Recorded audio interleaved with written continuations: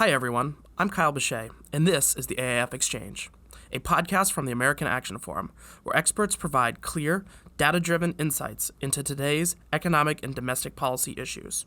Welcome, and thank you for tuning in.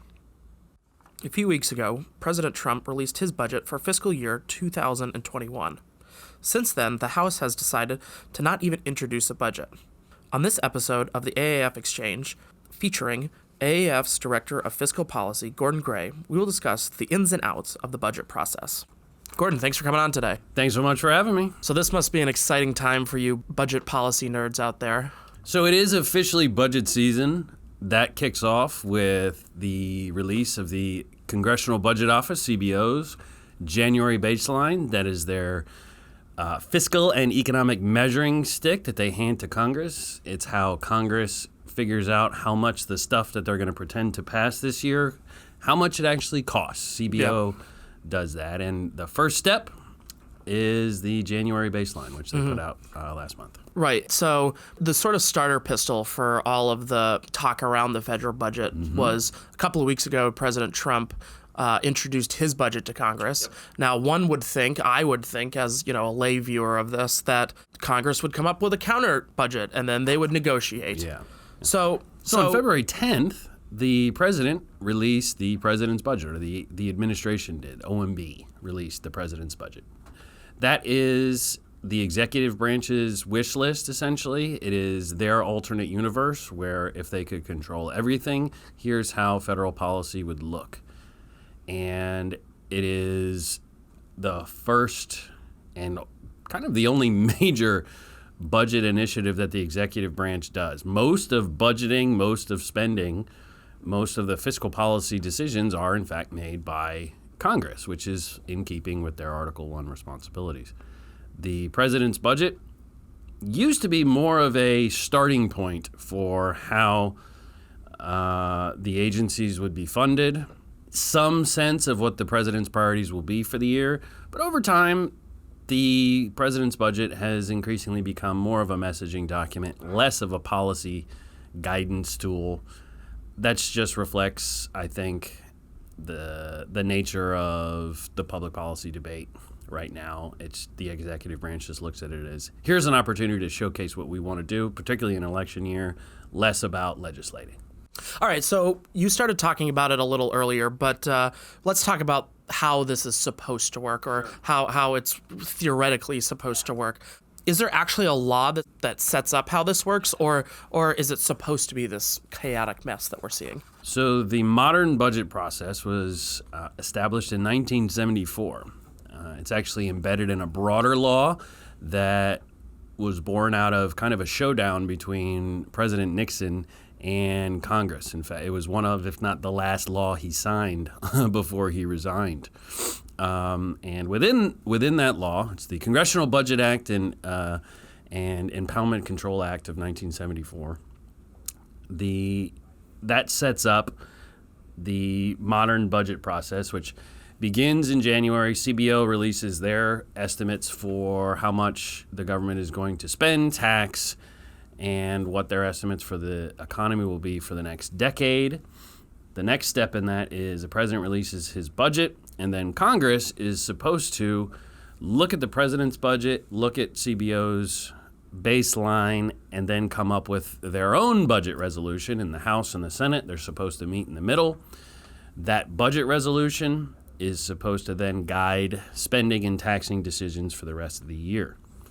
Over time, Congress has figured out a way to continue spending taxpayer dollars without passing budgets. The reason that's gained traction is because when you pass budgets, you have to make tough decisions. Making tough decisions is often not in a politician's best interest. So to the extent that they can get away with not making those decisions and still spending your money, they're going to do it. And that's, to some extent, how we've sort of ended up in this place where Congress regularly fails to pass budget resolutions. President's budgets are increasingly pointless, and we end up with sort of last-minute, multi-year spending deals that don't really grapple with the federal debt. I imagine that's even more true during an election year, that it's not in their interest to actually make these tough decisions. It is, and with the essentially with campaigns being never ending, the window for legislating is increasingly small. Got it. So, you mentioned that in the past that the president's budget has been sort of a starter pistol. What role is it supposed to play in this overall process? So the president's budget, there's actually a lot in it. The top line numbers and policies in the president's budget, the ones that get the most attention. Does it get to balance? Does it include lots of tax increases? Does it repeal and replace Obamacare or even pretend to? What does it think the economy is going to do? All that stuff, that's the stuff that a lot of budget analysts, a lot of news, the media focuses on. And understandably so, because that is the best reflection, essentially, of the administration's priorities. Below that, though, there's a 1,200-page volume called the Appendix that next to nobody reads. And in that is very specific legislative language describing how the executive branch believes the agencies should be funded, down to a fairly specific level of detail. That stuff, it's largely ignored by the media. It goes over to the appropriations committees in Congress, and that stuff actually often ends up in law, in appropriations acts, when Congress finally gets around to funding the agencies, either recently after a government shutdown or after kicking the cans for several weeks at a time and coming up with a longer-term deal. Right, and those kicking the can down the road, what you're referring to there is continuing resolutions. Indeed, right. CR. That's what Congress does when they get to the end of the fiscal year and haven't agreed to spending levels for the next fiscal year, and it's either have a shutdown or just do a CR, which is the legislative equivalent of whatever we did last year, let's just keep doing that. Now, when we're talking about, the budget, you often hear these terms thrown around, mandatory spending, non-mandatory discretionary spending, like the revenue side of things. Could you just, for all of us that don't follow this as closely as you do, just break down the different parts of what we're talking about? Happy to. And this is one of the challenges in federal budget policy, is that there's so much jargon. A lot of it is candidly kind of needless. And there's multiple terms for the same thing, and it's easily confused. So that's a great point. So when we think about, first, what we're talking about is federal budgeting or federal budget policy. Maybe the most important thing to let listeners know is that there is actually no such thing as the federal budget. Mm-hmm. For example, if someone were to ask, go find me the budget, I'm a budget expert, and I would not be able to do it, because the president has the president's budget, but that's essentially a document that he mails to Congress, which they many of its major components they largely ignore. Congress is supposed to come up with a budget resolution every year, which they regularly don't, which leaves nothing. We actually don't have anything that could be construed as a budget. Separately, when Congress agrees at the end of the year to fund the federal agencies, sometimes that package of laws or spending is called the budget. And none of them are all-encompassing or bicameral. Actually, the budget resolution can be, but none of them are span the executive and legislative branches. So we really don't have a budget. Instead, what we have are several processes that were designed to add some to systematize or otherwise discipline how the federal government, between the executive and the legislative branch, spend taxpayer dollars.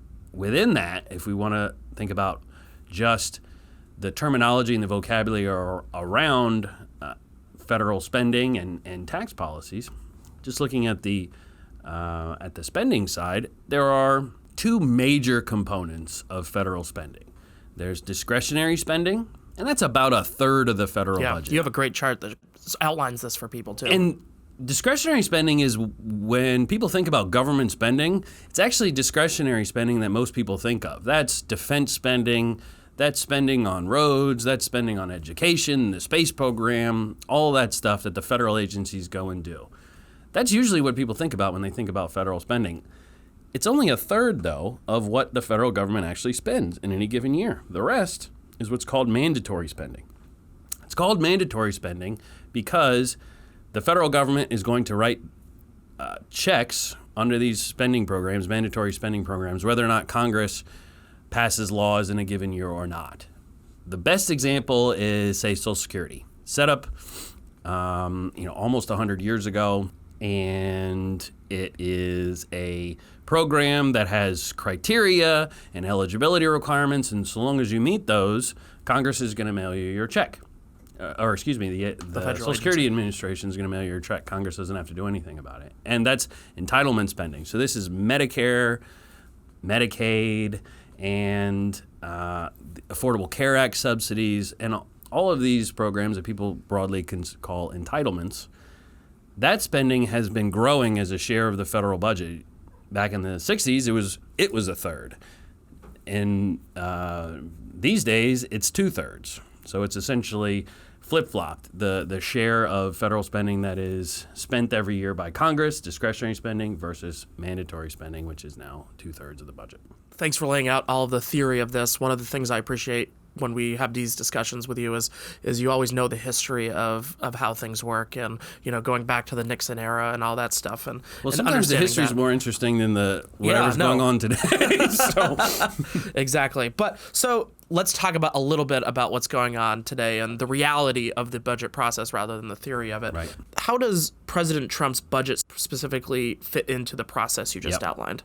So right now, the primary disciplining mechanism on federal spending is a 2-year budget agreement that Congress and the executive branch reached last year. That set out what the levels of spending will be for the defense programs and non-defense discretionary programs. So again, we're just talking about the roughly 1/3 of federal spending that goes to the agencies. Certainly in an election year, certainly not this president and this Congress are ever going to agree on meaningful changes to the 2/3 of spending that's mandatory spending, that's entitlement stuff. We all know that eventually there's going to have to be some kind of budget deal to get the debt sort of under control. That's going to have to touch the 2/3 of the budget that Congress doesn't touch every year. Which is a whole larger conversation. Which is a whole separate thing. But Congress and the president agreed to spending levels for this year going forward for defense and non-defense programs. They already agreed to it. They already signed that into law. That's what's going to determine what the federal government is going to spend on these programs. The president's budget, again, particularly in an election year, isn't going to really animate that conversation at all. So is this basically just an election document? Yep. Defining how he's going to frame issues in the election? It is part of that conversation. The other thing is it is likely that the president, over the course of his reelection campaign, will lay out, additional policies. He could have put those in his budget. Mm-hmm. He chose not to. So there's been a lot of talk about another round of tax cuts. There really wasn't much in the president's budget that specifies sort of what that agenda is going to look like. Right. So it's part of that conversation, but the president chose not to use it as a vehicle for sort of the totality of whatever it is that he'll be promising over the course of the year. Now, I also heard that the House isn't even planning on introducing a budget, let alone passing one. So is that normal? Because to me, as somebody that doesn't follow this, that seems crazy to me that's not happening. So what does that say about the state of the budget process right now? So that is a reflection of where the budget process has gotten. Mm-hmm. Certainly in the aftermath of the Budget Control Act. So that was the law that was passed in 2011 under the Obama presidency. You had conservative House and sort of the Obama administration having to grapple with fiscal issues and pass a debt limit. And in a divided Congress, you often get compromise legislation like the Budget Control Act, and that laid out spending caps for 10 years. Now, as anyone who sort of followed this knows, we didn't exactly stick to those caps. Congress didn't do their job either.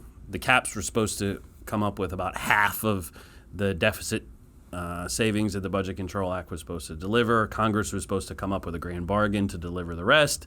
They didn't. We got sequestration. And every year thereafter, we essentially got these 2-year spending deals that sort of turned off sequestration to a certain degree. And allowed Congress to spend a little bit more than they otherwise would.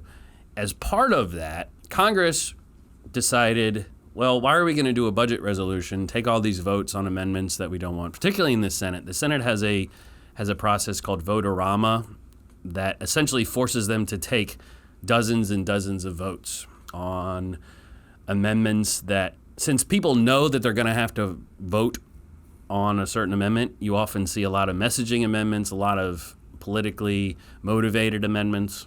And if anyone's sort of following what Congress is up to these days, they don't take a lot of votes in general. So particularly in the Senate, there's just not a lot of appetite to do a budget resolution, take lots of nasty votes. So with the Budget Control Act in place, the thinking was, why are we going to do this twice? Why are we going to do a budget resolution, take all these votes, only to have to come and deal with the BCA again at the end of the year to turn off sequestration, come up with a 2-year deal? So essentially they folded a lot of the function of a budget resolution into these Budget Control Act deals. The mechanism by that is called a deemer. It's probably not important to really go into that, but essentially what they were able to do is whenever they would pass these 2-year spending deals, they'd slip in there saying, oh, by the way, this can also be the budget, and therefore we're not going to do one. Mm-hmm. And that's essentially where Congress has gotten. Before the Budget Control Act, Congress has regularly failed to pass budgets. Sometimes it's because the House and the Senate, if they're divided, are never going to get on the same page, so why bother? Mm-hmm. Sometimes it's because they're both controlled by the same party, and hey, since we're on the same team, why would we each put up different budgets that sort of show off why we can't agree on stuff? That's been a problem too, mm-hmm. And there's just not a lot of upside for budgeting anymore. It used to be in. This is going to be my next question. Yeah. Like, has this process ever really actually worked? Not completely, no. Right. It's not some of my West Wing idealism that's coming in here. Though, if you recall, there were shutdowns and concerns about the debt limit in the West Wing. I think that was 3 episodes long story arc there. That's right. That's right. He told Hafley, shut it down. Great episodes. Yeah. But the process worked better than it did now. Congress was better at adhering to some of the deadlines. They were better at passing appropriations bills in a more timely fashion. They were better about legislating those changes openly, allowing for amendments, actually debating the bills.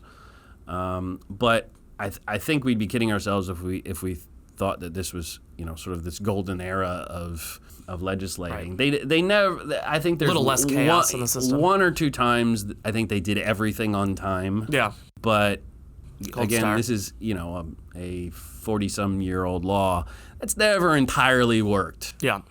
So where do we go from here? Are there any easy fixes, or are these? Well, so stepping back from sort of the broader question about divisiveness and hyperpartisanship and that, like that's that I'm sure animates some of this and sort of the modern news cycle, all that. Right.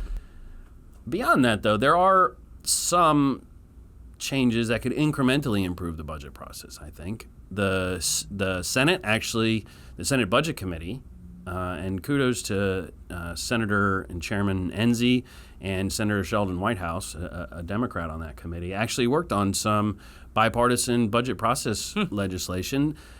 It included a bipartisan budget resolution avenue. Typically, a budget resolution is a strictly partisan affair. Particularly in the Senate, a budget resolution doesn't need 60 votes to pass because it's actually not a law. Got it. It's so it avoids like the cloture requirements, exactly. Which is some more Senate jargon for Yeah, but fundamentally, with a budget resolution, you can just do it on a pure majority basis. Now that changes the nature of that sort of political coalition. If you know you don't need this right now, Republicans are in charge of the Senate. If you know you don't need Democrats, you're not going to put together a bipartisan budget. You're just going to do it with your own guys.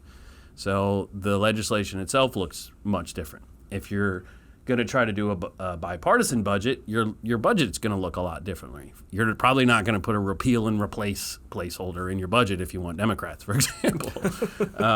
The reform package that Enzi and Whitehouse worked on has a bipartisan avenue. They get rid of the vote-a-rama that I was talking about. That is just kind of every senator hates it. So when the Senate debates a budget resolution, it's always late at night. There's a procedural sort of clock that keeps them all down on the Senate floor for hours and hours. They're just miserable. They don't want to be there. I remember I think it was Senator Hatch tweeted out some like late night pizza photos and all that stuff, and it just seems such a miserable time that at 1 o'clock in the morning these senators are sitting on the floor. Yeah, they're just miserable. It's just it increasingly, I think, from their perspective, fails the cost benefit test. Yeah, it takes up a lot of their time. There's no upside in a lot of the votes, and the product you get out of it isn't a law. You need the other, and maybe not the other chamber wants to sort of to agree to your terms.